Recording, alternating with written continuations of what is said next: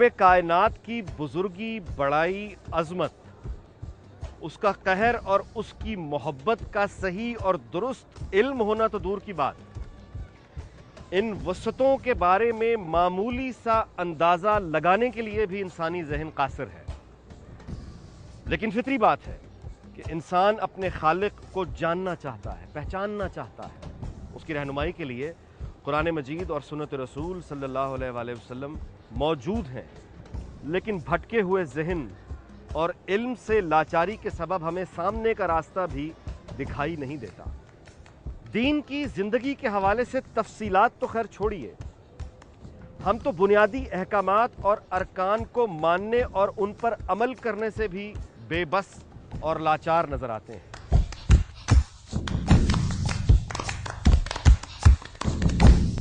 اپنے رب کو راضی کرنے اور سنت رسول صلی اللہ علیہ وآلہ وسلم کو خود پر طاری کرنے کا ایک ذریعہ تصوف کو بھی سمجھا جاتا ہے، گو کہ یہاں بھی اتفاق رائے موجود نہیں۔ تصوف کیا ہے؟ روحانی علوم حاصل کرنے کی خواہش اور ان پر عمل کرتے ہوئے کیا یہ کہیں اسلامی شریعت کے دائرے سے باہر بھی نکل جاتا ہے؟ اور کیا تصوف کے راستے پر صرف مسلمان ہی چلا کرتے ہیں؟ آج ہم اس کی تلاش کریں۔ مولا مولا مولا میرے مولا، مولا مولا مولا مولا، درارے درارے مادے پہ مولا، مرمت مقدر کی کر دو مولا میرے مولا۔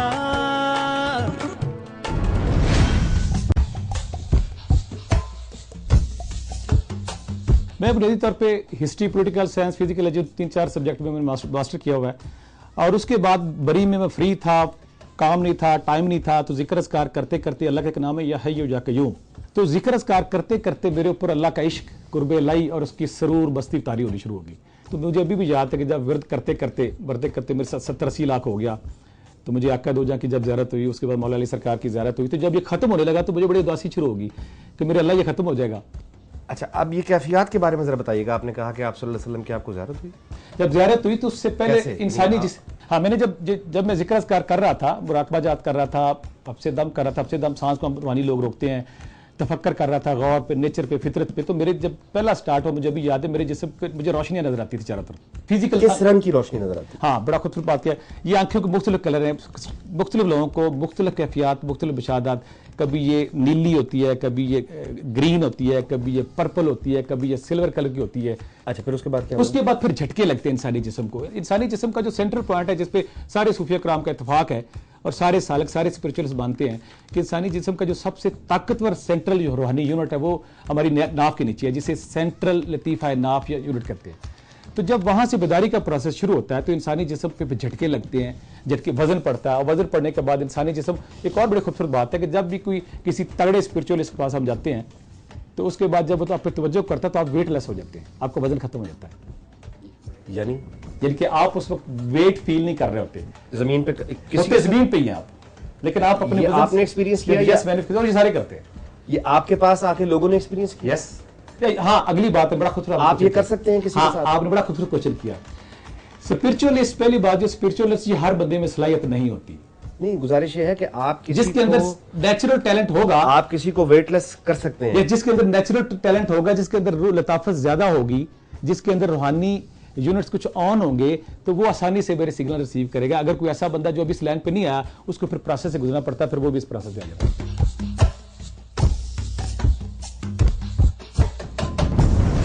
تصوف کا مرکزی خیال کیا ہے؟ اسلامی تاریخ میں اس کی ابتدا کب اور کیسے ہوئی؟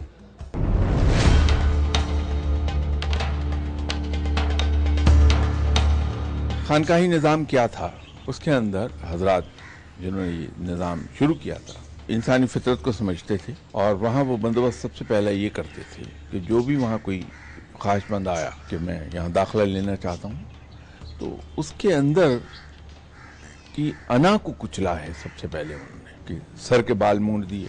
سب سے پہلے جس کام پر معمور کیا وہ تھا کہ وہاں خانقاہ میں آنے والے لوگوں کے جوتے سیدھے کیے، جوتوں کو صاف کیا جائے، बंदा बगैर कराहत के ये काम करना शुरू कर देता था तो उसको फिर अंदर जो मेहमान आते हैं उनके झूठे बर्तन उठाने पे मामूर किया जाता था, झूठे बर्तन धोने पे मामूर किया जाता था। इस तमाम अरसे में उसके साथ साथ जो हम पर फर्ज इबादत हैं वो भी वो करे और नफली इबादत भी करे।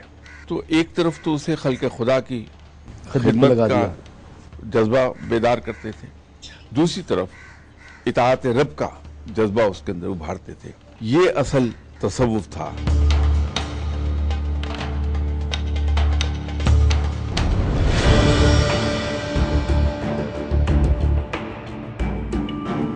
तसव्वुफ हकीकतन अल्लाह तबारक व तआला और उसके प्यारे रसूल सल्लल्लाहु अलैहि वसल्लम की तालीमात को अपने ऊपर चढ़ा लेने का, या यूँ कह लीजिए अपने आप को उन तालीमात में ढाल लाने का नाम तसव्वुफ है।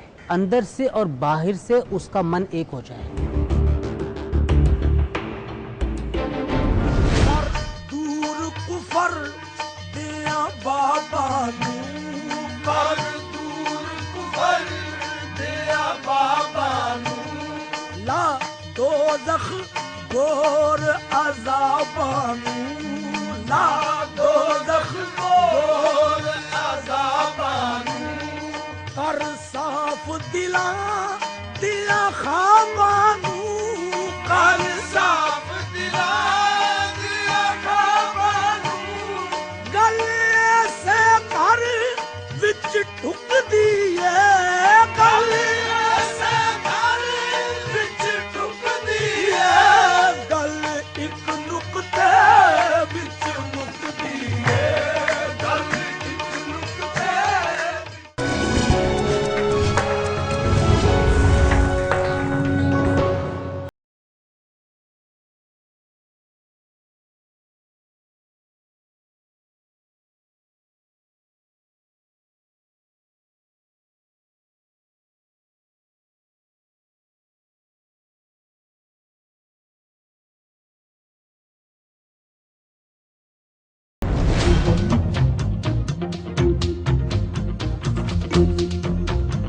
ये शरीयत से बिल्कुल अलग इंडिपेंडेंट एक पूरा तसव्वुर है, जिसमें यानी शरीयत में तो नमाज रोज़ा है, इसमें कुछ और तरह की चिल्ले और इस तरह की चीज़ें शामिल होती हैं जो तरीक़त है। तो दो हिस्से हैं इसके मेजर तसव्वुफ के मुख्तसर तौर पर। फ़िलासफ़ी में इसकी जो मेन चीज़ है वो वहदतुल वजूद का तसव्वुर है। वहदतुल वजूद के मीनिंग ये हैं कि पूरी यूनिवर्स खुदा समेत एक ही नफ्स है, एक ही कह लीजिए कि पार्टिकल है जिससे सारी चीज़ें बनी हुई हैं। ये दीगर मज़ाहिब में भी हाँ जी, ये हिंदू माइथोलॉजी बिल्कुल इसी पर बेस करती है। ग्रीक माइथोलॉजी में बहुत सारी चीज़ें इससे मिलती जुलती हैं। चाइना के अंदर जो हमारे मजहबी तसव्वुरात हैं उसमें भी ये पाई जाती है, और जो इनकारनेशन का तसव्वुर है हिंदुओं के यहाँ उसमें भी वही अमल चल रहा है कि मैं ही हूँ, तब्दीली शक्ल की बस हो रही है और कुछ ऐसा फ़र्क नहीं है।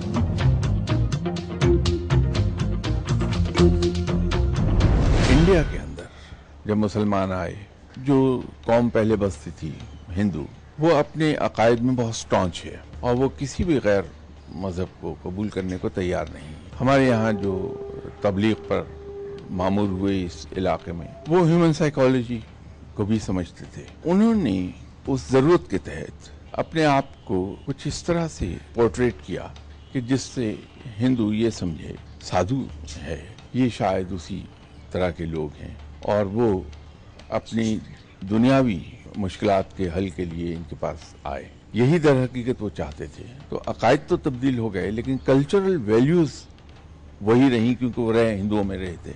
तो वहीं से बहुत सी चीज़ें फिर तसव्वुफ में दर आईं।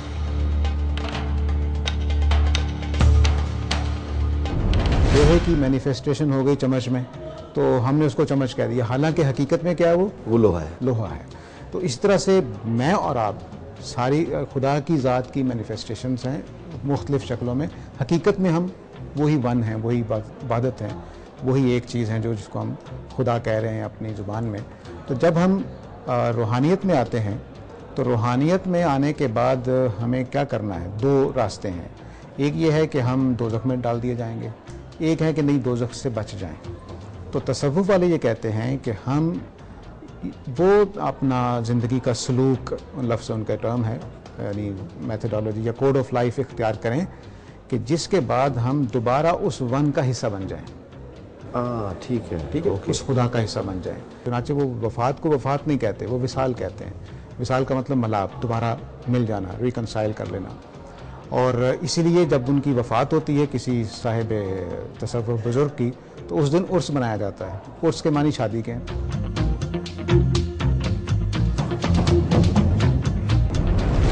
میں نیما میرا مرشد اچا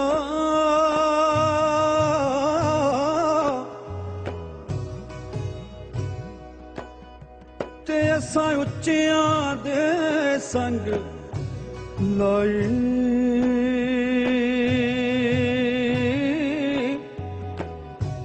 صدقے جایوں نا اچیاں دے جنا نیویاں نال نبھائی. میں تا صدقے جاواں اچیاں دے جنا جنا نیویاں نال نبھائی. روحانی راستوں پر نور اور روشنی کی تلاش میں نکلے مسافر کیا اس بات پہ بھی قادر ہوتے ہیں کہ وہ زمان و مکان سے نکل جائیں؟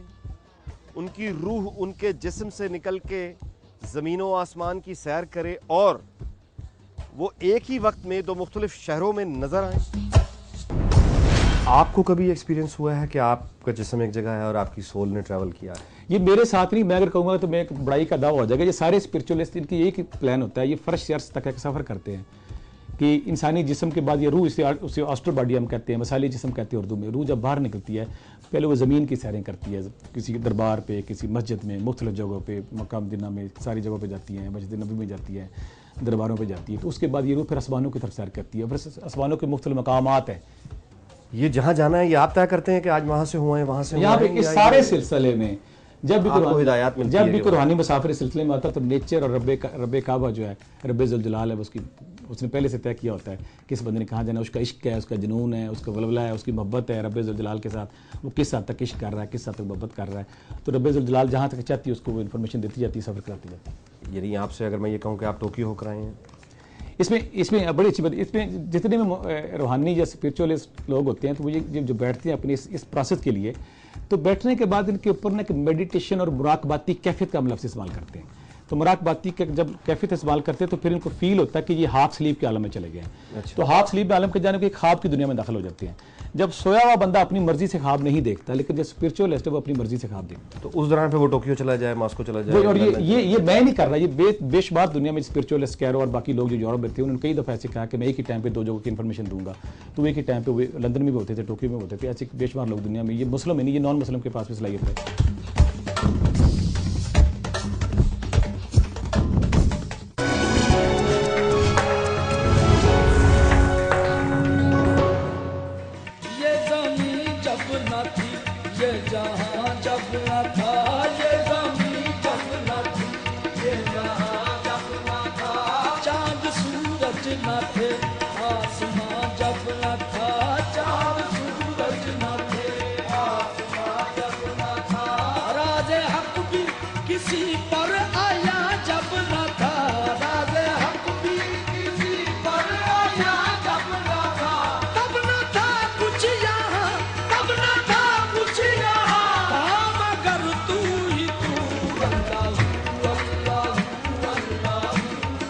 اپنے رب کو راضی کرنے کے لیے تصوف کی راہ پہ چلتے ہوئے جنگلات میں نکل جانا, پہاڑوں پہ چلے جانا, صحراؤں کی خاک چھاننا, دنیا سے کٹ جانا یا رہبانیت اختیار کر لینا کیسا عمل ہے؟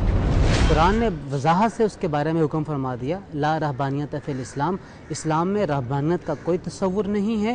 اور وہ رہبانیت جسے لوگوں نے اپنے اوپر طاری کر لی ہے, جسے اپنے اوپر انہوں نے اختیار کر لیا ہے, وہ کسی بھی طور پہ انہیں نجات نہیں دلا سکے گی.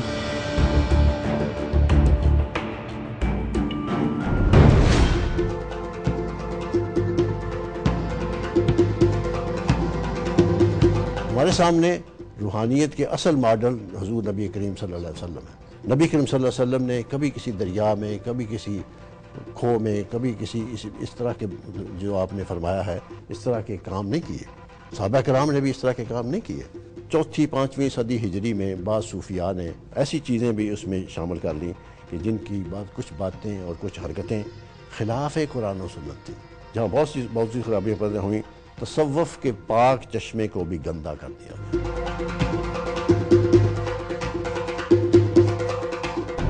تصوف جو ہے وہ ہمیں ایک دوسری طرح کا روحانیت کا تصور دیتا ہے کہ میں نے اور آپ نے اس طرح سے زندگی گزارنی ہے کہ خدا ہمیں ڈیٹیچ نہ رکھے اپنے آپ سے مرنے کے بعد. علامہ اقبال جی کہتے ہیں کہ نہیں، مجھے ڈیٹیچ رہنے میں زیادہ مزہ ہے. وہ کہتے ہیں کہ فراق میں جو لذت ہے وہ وصال میں نہیں ہے. مولانا روم کی جو مثنوی کا آغاز ہے، ذرا بانسری کی ذرا سنتے ہیں آواز، دیکھو وہ کس طرح سے اپنا بیان کر رہی ہے. اب بانسری کے کیا ہے تصور؟ بانسری اپنے اس بانسوں والے کھیت سے جدا کر دی گئی ہے، اس سے بانسری بنا دی گئی ہے. اب وہ بیان کرتی ہے، روتی ہے. تو مولانا روم یہ کہنا چاہتے ہیں کہ جب ہم بانسری میں پھونک مارتے ہیں تو وہ بانسری اپنا وہ نوحہ سنا رہی ہے کہ وہ اپنے ساتھیوں سے جدا ہو گئی ہے. تو یہ والا نوحہ اقبال چاہتے ہیں کہ قائم رہے.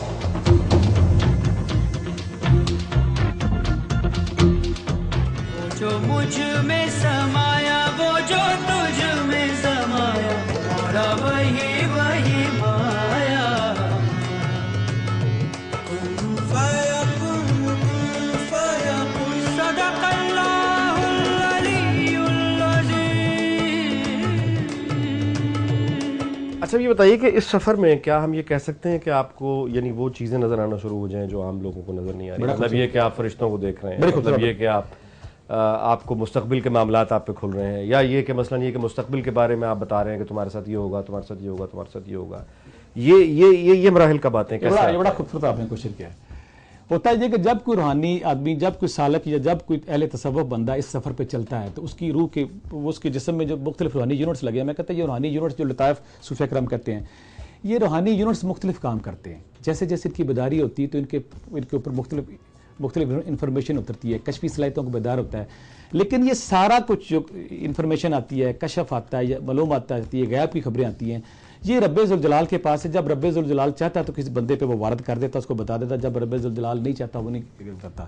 تو اس میں ایک انسانی جسم کی صلاحیت ہے کہ جیسے ہم کہتے ہیں کہ وہ ایک آرٹ سیکھ گیا ہے، اس کے اندر ایک سگنل ریسیو کرنے کی صلاحیت پیدا ہو گئی ہے کہ وہ کائنات کے رازوں سے واقف ہونا شروع ہو گیا. لیکن یہاں بھی نیچر اپنا رول ادا کرتی ہے، اپنا وہ حکم چلاتی ہے. وہ جو چیز چاہتی ہے وہ بتا دیتی ہے، جو چیز نہیں چاہتی وہ نہیں بتا دیتی.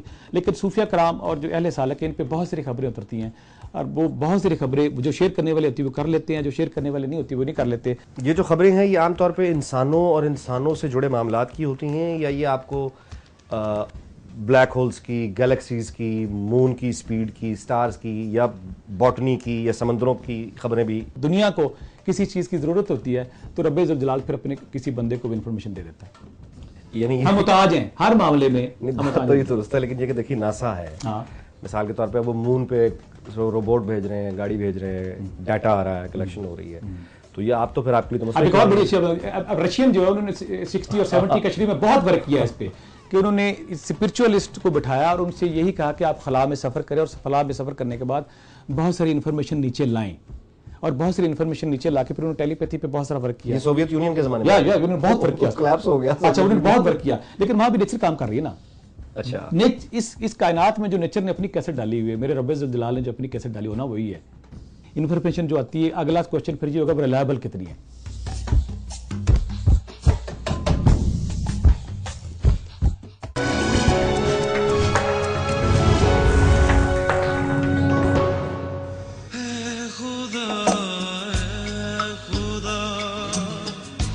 جس نے کی جستجو مل گیا اس کو تو سب کا تو رہنما ہے خدا ہے خدا. آپ نے اپنے اندر یہ جذبہ محسوس کیا کہ میں سالک بننا چاہتا ہوں، تو اب آپ اپنے پیر صاحب کے پاس گئے، انہوں نے کہا جی کہ آپ نے جا کر کہا جی کہ میں اس راستے پہ چلنا چاہتا ہوں، میں عام مسلمانوں کی طرح نہیں، کچھ غیب کی دنیا اور اس طرح کی چیزیں حاصل کرنا چاہتا ہوں. تو وہ کیا کریں گے کہ اب آپ کو ایک اور طرح کا نقشہ بتائیں گے. جس میں آپ نے کچھ چلے کرنے ہوں گے, کچھ مراقبے کرنے ہوں گے, اور اس کے نتیجے میں آپ کو کچھ کیفیات ہوں گی جو آپ کے اوپر طاری ہوں گی. مثال کے طور پر وہ آپ کو یہ کہیں گے کہ رات کے وقت 12 بجے سے لے کر صبح تک تم نے مشرق کی طرف منہ کر کے یا مغرب کی طرف منہ کر کے یہ چیز پڑھتے رہنا ہے, تمہارے اوپر یہ کیفیات ہوں گی, اس طرح کی چیزیں نظر آئیں گی, بھاگنا نہیں ہے یا دریا میں جا کر کھڑے ہو جانا ہے. وہ جو کہانیاں ہوتی ہیں 12 سال کنویں میں الٹے لٹکے رہے, وہ اصل میں وہ چلے ہیں جو یہ کرتے ہیں. اس کے نتیجے میں آپ کو کچھ اپنی نفس کی قوتوں پر اختیار آ جاتا ہے. تو مثال کے طور پر ایک صوفی جو ہے وہ کئی گھنٹے سانس رو کے بیٹھا ہوا, اب اس نے اپنے اس جسم کو اور اپنے اس کیفیت اس طرح سے قابو کر رکھا ہے کہ اس کو آکسیجن کی کمی محسوس نہیں ہو رہی. لیکن جو روحانی راستہ ہے, روحانی راستے میں وہ منزلیں ہیں جس میں آپ کو ملائے اعلیٰ نظر آئے گا, فرشتے نظر آئیں گے, یہ ریاضتیں, اس میں پھر شریعت ختم کرنی پڑتی ہے ایک سٹیج پہ آ کر. 3 سٹیجز ملتی ہیں عام لوگوں کے لیے. تو مثلا لا الہ الا اللہ یہ توحید ہے عام مسلمانوں کی, لیکن جو دوسری سٹیج یا تیسری سٹیج کے لوگ ہیں, خاص اور اخص الخواص, ان کے لیے پھر کلمہ یہ نہیں رہتا. ان کے لیے کلمہ لا موجود الا اللہ, اللہ کے سوا کوئی موجود نہیں ہے. اچھا, تو اس طرح سے شریعت اور عقیدہ یہ بنیادی بیس میں تو موجود ہے, لیکن اوپر جا کر انکار کرنا پڑتا ہے. غالباً عبد القادر جیلانی صاحب کے علاوہ شاید ہی کوئی بڑے نام جو ہیں انہوں نے شریعت کو آخر تک قائم رکھا ہو.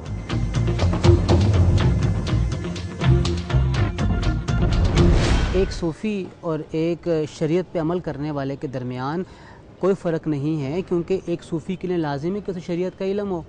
ایک صوفی اپنے منہ سے صوفی کہلاتا ہے, اپنا عمل صوفیانہ طرز عمل اختیار کرتا ہے, لیکن اس کو وضو کرنے کا علم ہی نہیں ہے, اس کو غسل کے فرائض ہی نہیں پتہ, اسے یہ نہیں پتہ کہ نماز کے فرائض کیا ہیں. تو اس کی عبادت کیسے قبول کی جائے گی؟ اس کی عبادت قطعاً قبول نہیں ہوگی.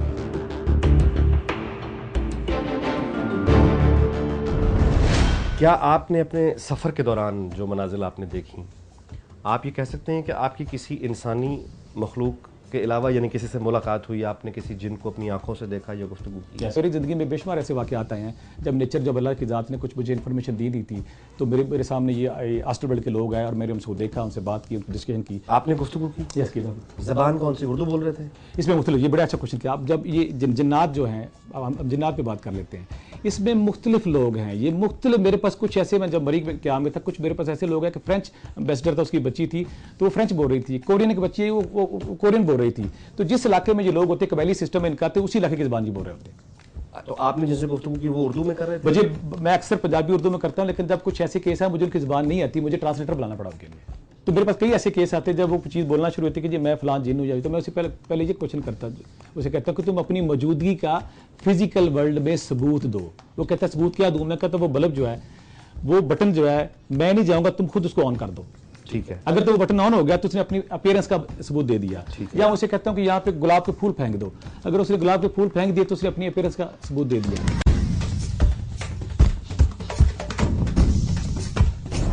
صوفی کون ہوتا ہے, فقیر کسے کہتے ہیں, اس راستے کی منزلیں کون سی ہیں, اور سب سے بڑھ کے یہ کہ سچے صوفی کی پہچان کیا ہے؟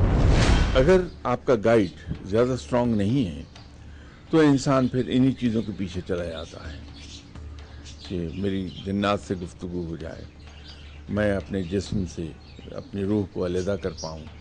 کسی بھی فقیر کو پہچاننا دشوار نہیں ہے. 2 ٹیسٹ ہیں. جب آپ کسی فقیر سے ملتے ہیں تو آپ کو اس کے اندر ایک عجیب سی کشش محسوس ہوتی ہے, دل چاہتا ہے کہ میں دوبارہ اس سے ملوں. دوسرا, اس سے ملنے کے بعد آپ کے دل کو سکون آتا ہے, ذہن کو سکون ملتا ہے. کسی کے عیب نہیں گنواتا, خاموش رہتا ہے, لیکن اس کے پاس ریگولر جانے والے حیران کن طریقے پہ انسان نیکی کی طرف خود بخود چلنا شروع ہو جاتا ہے.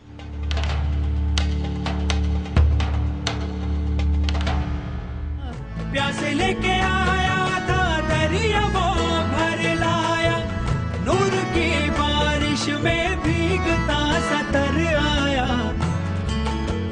نور کی بارش میں, او نور کی بارش میں بھیگتا ستر آیا.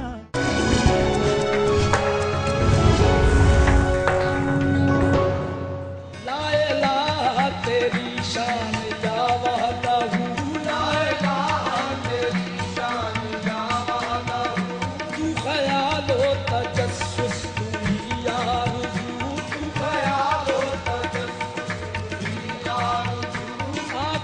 रोशनी दिल की आवाज तू, आँख की रोशनी दिल की आवाज तू, था भी तू है भी तू, था भी तू है भी तू, होगा भी तू ही तू, अल्लाह तसव्वुफ के रास्ते पे क्या सिर्फ मुसलमान ही चलता है? और अगर नहीं तो दीगर मज़ाहिब पर चलने वाले और हत्ता के मलहिद तसव्वुफ की राह पे गामजन किस तरह है? एथिस्ट वो तो कहते हैं कि हम खुदा के वजूद के मुनकर, हम खुदा के वजूद को मानते ही नहीं। और हैरत वाली बात है, बहुत सारे लोगों ने शायद ये किताब ना पढ़ी हो, एथियस्ट स्पिरिचुअलिटी जो है आंद्रे कॉम्ट, इसने लिखी है बड़ी खूबसूरत, और वो कह रहा है इस किताब में, वो ये कहता है कि मैं खुदा को नहीं मानता लेकिन मैं रूह को तो मानता हूँ।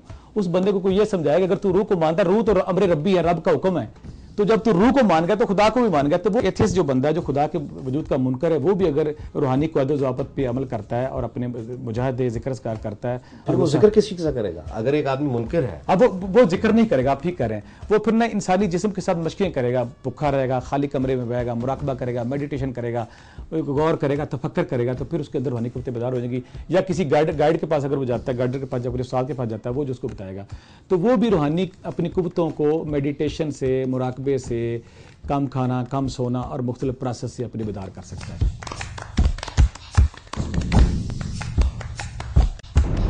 गैब का इल्म जानना या मुस्तक़बिल के बारे में, यानी तसव्वुफ के ज़रिए आप उन चीज़ों को देखना शुरू कर दें जो आमतौर पे दिखाई नहीं देती।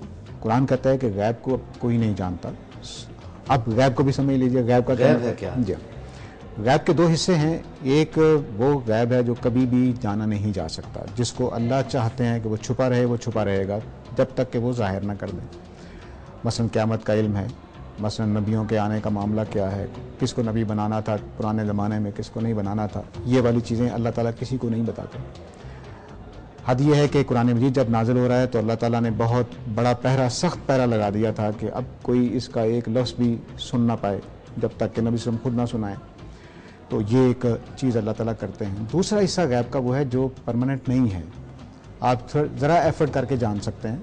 मसलन दीवार के पीछे इस वक्त मेरे लिए गैब है, लेकिन मैं जाकर पीछे देख सकता हूँ वहाँ क्या हो रहा है। इसी तरह जो फ्यूचर है, फ्यूचर का एक हिस्सा वो है जो अल्लाह ताला अनाउंस कर देते हैं एक साल पहले ही। हर साल लैलतुल क़द्र की रात को अल्लाह ताला अगले साल के लिए अहकामात नाज़िल कर देते हैं। तो वो होना क्या है, मसलन मिसाल के तौर पर नवाज़ शरीफ साहब ने बनना है वज़ीर आज़म, तो ये अल्लाह ताला ने फ़रिश्तों को कह दिया कि ये काम करके इनको वज़ीर आज़म बना दें। आसमान के फ़रिश्ते जब ज़मीन के फ़रिश्तों को बता रहे होते हैं कि तुमने ये काम करने हैं, उस टाइम पे कुरान मजीद से मालूम होता है कि कुछ जिन जाकर सुनने की कोशिश करते हैं। नबी सल्लल्लाहु अलैहि वसल्लम ये कहते हैं कि कभी वो गैस करते हैं, कभी सुन भी लेते हैं कि क्या बात हुई है। तो मिसाल के तौर पर उसने सुन लिया कि नवाज़ शरीफ वज़ीर आज़म, ये दो लफ्ज़ उसने सुन लिए, उसने नीचे आके अपने मुवक्किल को बताना है कि नवाज़ शरीफ वज़ीर आज़म बन रहा है। अब क्या होगा कि इस मुवक्किल को मालूम हो गया अगले साल में जो कुछ होने वाला है उसमें से एक चीज़, तो ये पेशीन गोई कर देगा। अब ये जो इल्म है ये अब लग रहा है कि गैब का इल्म है, हालांकि ये गैब का इल्म नहीं है। ये पहले से एक साल पहले ही अल्लाह ने अनाउंस कर दिया हुआ है। आमिल क्या करता है कि इन जिनों के साथ रब्ता रखता है जो वहाँ जाकर बात सुनते हैं, इनके साथ इनका रब्ता होता है। इनकी लैंग्वेज क्या है, नबी के सल्लल्लाहु अलैहि वसल्लम में जो अल्फाज बोले हैं हदीस में, वो कुछ इस तरह के है जैसे हम उर्दू में तर्जमा कर दें तो कुड़कुड़ाहट, मुर्गे की आवाज़ जैसी होती है, मुर्गे की जब वो अंडे सी रही होती है, वो उस तरह की आवाज़ है जिसको ये डिकोड करते हैं फिर आमिल जो होते हैं। इसलिए कभी गलती कर जाते हैं, कभी सही अंदाज़ा लगा लेते हैं। तसव्वुफ के रास्ते पे चल के भी ये यानी जी, तसव्वुफ की कुछ ब्रांचेस आपको यहाँ ले जाएंगी, क्योंकि जब मैंने मुर्शद बनना है तो मुर्शद बनने के लिए मुझे अपने मुरीदों पर कुछ फ़ौक़ियत हासिल होनी चाहिए। तो बेशतर सूफिया ने इन चीज़ों को इस्तेमाल किया है कि मैं गैब को जानता हूँ, तुम्हारे हालात को जानता हूँ।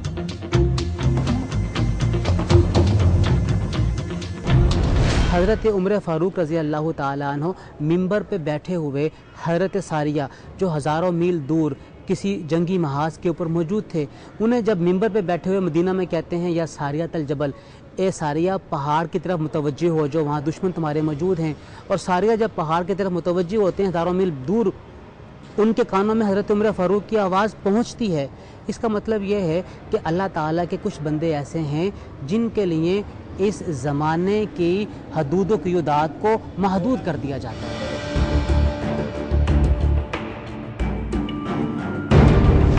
جنات جو ہیں کیا یہ ہر انسان کے اندر داخل ہو سکتے ہیں؟ کسی بھی انسان کو آکوپائی کر سکتے ہیں؟ دنیا میں دو قسموں کے لوگ ہوتے ہیں. کچھ لوگ ایسے ہوتے ہیں کہ پوری دنیا کے جنات اگر چاہیں تو ان کے اندر داخل نہیں ہو سکتے. ہمارے ایک فزیکل جسم ہے, ایک ہمارا اورا ہے جسے ہم روحانی جسم کہتے ہیں, جو ہماری فزیکل جسم کے دائیں ایک روشنی کا جسم ہے, ایک ہلکا ہے. تو کچھ لوگوں کا اورا, کچھ لوگوں کا روحانی جسم اتنا تگڑا ہوتا ہے کہ دنیا کے کوئی نظر, کوئی جادو, کوئی ٹونا, کوئی جن ان کے اندر نہیں جا سکتا. یہ جنات انسانوں کے اندر ہی داخل ہوتے ہیں یا گھوڑوں کے اندر؟ بڑی خوبصورت آپ نے بات کی. پہلی بات تو کہ جنات ہوتے کیا ہیں. جنات جو ہے یہ انسان بھی, جناتوں میں کیٹیگری ہیں, یہ انسان بھی ہیں, جانور بھی ہیں, گھوڑے بھی ہیں, سانپ بھی ہیں, ریچھ بھی ہیں. ان کی پوری جس طرح فزیکل باڈی میں یہ سارے لوگ ہیں وہاں پہ. اچھا, دوسری بات یہ ہے کہ میں ایک دفعہ بڑے خوبصورت بات تھی کہ میرے پاس جمعے کا دن تھا, 100-150 خواتین بیٹھی ہوئی تھی, تو ایک بچی کے اندر کچھ چیز نے بولنا شروع کر دیا. تو میں نے اس سے کہا, میں پڑھا لکھا آدمی, میں نے اس سے کہا کہ تم بتاؤ کہ تم جھوٹ بول رہی ہو, تم نہیں ہو. تو کہتی میں اپنی اپیرنس دیتی ہوں, اپنی نشانی دیتی ہوں, کوئی ثبوت دیتی ہوں کہ میں ہوں. جب اس نے ثبوت لیٹر جلا کے دے دی, میں نے پھر اس سے اگلا کوشچن یہ کیا کہ یہاں پہ 100-150 خواتین بیٹھی ہوئی ہیں, تو تم کتنی عورتوں کے اندر یا کتنے مردوں کے اندر جا سکتے ہو؟ تو اس نے کہا میں صرف 4 کے اندر جا سکتی ہوں. اچھا, میں سب کے اندر نہیں جا سکتی. بعض اوقات اگر فریکوینسی میچ کرتی اس روح کے ساتھ, اس سول کے ساتھ, تو پھر بھی یہ جا سکتی ہے.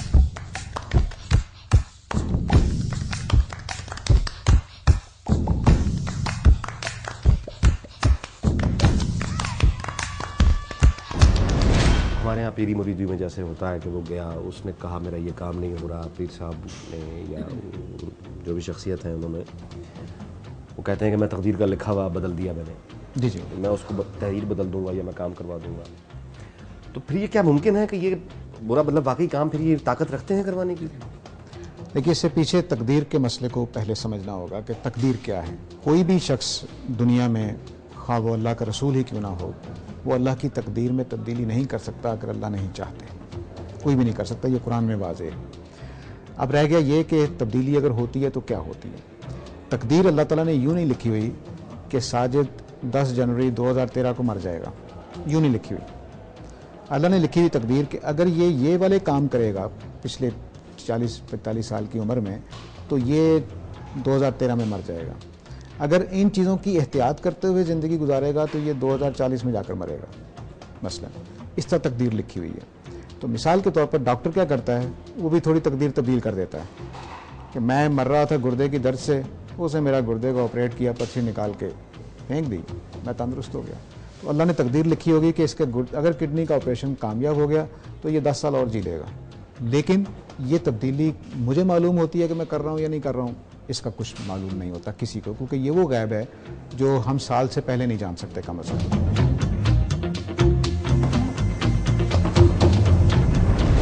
کشف المحجوب کتاب ظاہر ہے کہ جی آپ کو تو ازبر ہوگی. اس میں حضرت سید علی بن عثمان حجویری صاحب فرماتے ہیں, اب اس کتاب میں لکھا ہے, یعنی یہ خود روحانیت کی بات کر رہے ہیں, یہ کہہ رہے ہیں علم تصوف سے جاہل لوگوں نے بزرگان سلف کی کتابوں کو لے کر بغیر سمجھے ان کی یہ عزت کی, اس اسرار الہیہ کے خزانے کو کلہ فروشوں اور جلد سازوں کے ہاتھ بیچ کر ضائع کر دیا. انہوں نے اس کے اوراق پھاڑ پھاڑ کے ٹوپیوں کے استروں میں لگا دیے. گویا ایسے ہوا جیسے باز شاہی کسی بڑھیا کے مکان پر چلا گیا اور اس نے اس کے پر بازو کاٹ کر گھر میں ڈال دیے. رب العزت نے ہمیں بھی ایسے زمانے میں پیدا فرمایا کہ اہلیان زمانہ حظوظ حرس و ہوا کو شریعت بنا بیٹھے اور طلب جاہ اور ریاست و تکبر کو عزت و علم سمجھ لیا اور ریاکاری اور نمائش کو خوف الہی قرار دے دیا اور بغض حسد و کینہ کو حلم بردباری بنا لیا. مجادلے کا نام مناظر دین رکھ لیا, لڑائی جھگڑا کمینے پن کا نام غیرت رکھ لیا, نفاق کے معنی زہد کر لیے, ہذیان و بکواس کا نام معرفت رکھ لیا, حرکت دل بڑھ جانے کو قلب جاری ہونا کہہ دیا, دل میں جو خطرات پیدا ہوتے ہیں ان کا نام الہام و حدیث نفس بنا لیا, الہاد خالص کو فقر کہہ دیا. میں بھی بتا رہا ہوں, ہوتا یہ کہ صوفی لکھ رہا ہے, خود صوفی لکھ رہا ہے کہ ان کے طبقے میں آرٹیفیشل لوگ آ گئے ہیں اور یعنی اس کا نام شریعت رکھ لیا ہے. پہلی بات ہے کہ صوفی اور فقیر ہوتا کیا ہے. جی, فقیر وہ ہوتا ہے کہ جس کے سامنے سونے کی ڈلی اور مٹی کی ڈھیلے میں کوئی فرق نہ ہو, وہ بے نیاز ہو ان چیزوں سے, اس کے لیے سونا اور مٹی ایک برابر ہو جائے. پہلی بات تو یہ ہوگی. تو اب اس کی پہچان کا, یعنی عام آدمی ایک باہر پھر رہا ہے میرے جیسا, اگر اس کو کوئی آپ سمجھتے ہیں کہ روحانی مسئلہ ہے اور وہ جانا چاہتا ہے کسی کے پاس یا اس راستے پہ چلنا چاہتا ہے سیکھنے کے لیے, تو اس کو اخباروں میں بے جا اشتہار چھپے اور یہ بینر لگے دکانیں دائیں. آپ سے کہہ رہے ہیں جس طرح کے لوگوں کا ذکر یہ کتاب آپ سے کرے, ایک سچا صوفی, ایک سچا درویش, ایک سچا اہل اللہ وہ ہوگا جو ہر قسم کی ضرورت سے, لالچ سے, کینے سے آزاد ہوگا. وہ آپ سے کسی بھی چیز کا, کسی بھی رزق کا, پیسے کا, دولت کا متمنی نہیں ہوگا. وہ آپ سے وہ کوئی چیز مانگے گا نہیں, وہ بے نیاز ہوگا. اگر وہ پیسے مانگتا تو آپ اسے بھاگ جائیں, اگر پیسے نہیں مانگ رہا تو خدمت خلق کر رہا ہے, اور یقیناً اللہ کی ذات اس کی خدمت خلق میں برکت ڈالے گی, وہ ویسے شفا والوں کو.